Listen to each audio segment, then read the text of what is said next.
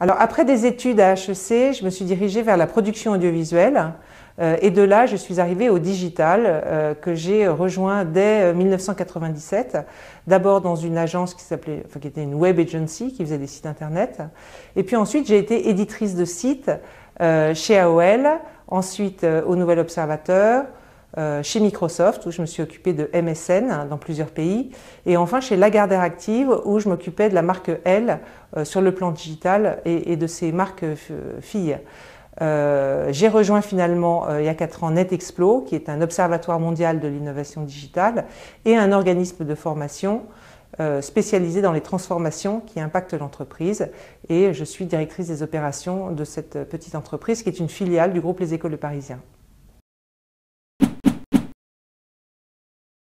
Mon activité digitale, je dirais sur le plan personnel, ça a un peu suivi les différentes phases du déploiement d'Internet. C'est-à-dire que d'abord, c'est une façon d'accéder à des ressources, des connaissances, de l'information, du contenu de façon infinie. Et ça, c'est quelque chose qui est absolument fascinant. Ensuite, Internet me permet de rester en lien avec ma famille, mes amis, de pouvoir communiquer avec des gens qui sont au bout du monde. Et vraiment, on peut dire que le monde est devenu un village global grâce au digital, et notamment grâce au Web 2. Naturellement, j'utilise le digital constamment parce que c'est tellement plus pratique de faire ses courses en ligne et de réserver, d'avoir une activité, je dirais, quotidienne de service grâce au digital. Et puis professionnellement, c'est vraiment ce que fait aujourd'hui NetExplo, c'est-à-dire qu'on va aider nos clients à faire évoluer leurs collaborateurs. Donc en gros, le digital est à la fois au cœur de ma vie personnelle et de ma vie professionnelle. Et je suis particulièrement fascinée depuis les 25 dernières années par l'impact que le digital a eu sur toutes nos vies, partout sur la planète, dans toutes ses dimensions. Et ça n'est que le début, puisqu'avec le Web 3 maintenant, on a encore cette nouvelle frontière qui arrive, qui est celle des NFT, du métaverse, encore tout un monde à découvrir.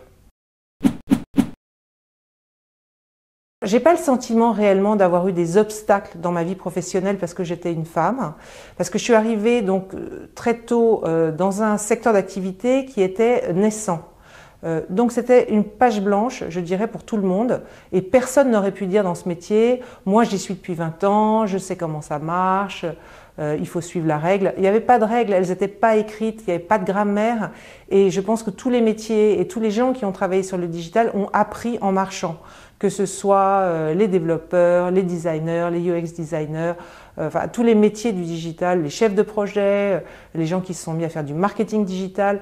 Et donc finalement, on était tous un peu au même niveau, c'est-à-dire humblement en train d'apprendre et d'accompagner le développement de ces nouveaux métiers. Donc moi, j'ai pas vraiment ressenti des obstacles. En revanche, c'est vrai qu'il y a eu des moments, notamment quand mes enfants étaient petits, où j'ai eu du mal à jongler entre vie pro et vie perso et que j'avais l'impression de ne pas en faire tout à fait assez à la maison, pas tout à fait assez au travail.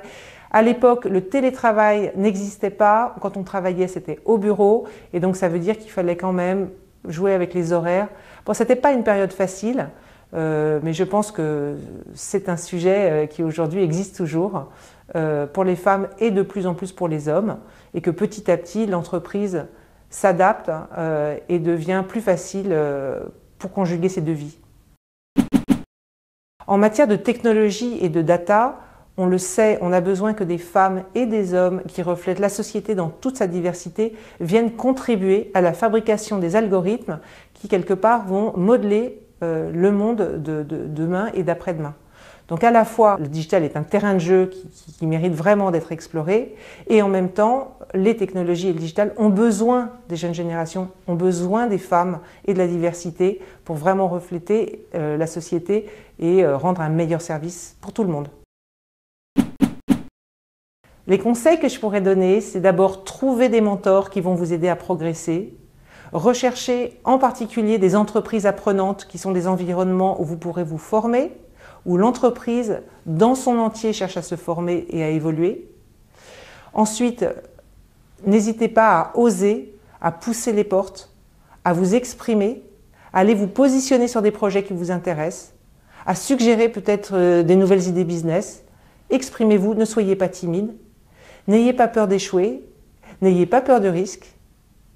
Et puis, allez-y, je dirais, avec toute votre intuition, toute votre énergie et tout votre cœur, parce que vraiment, dans ce secteur-là, il y a moyen à la fois de progresser, de se développer, et puis aussi de s'amuser, et ça c'est très important.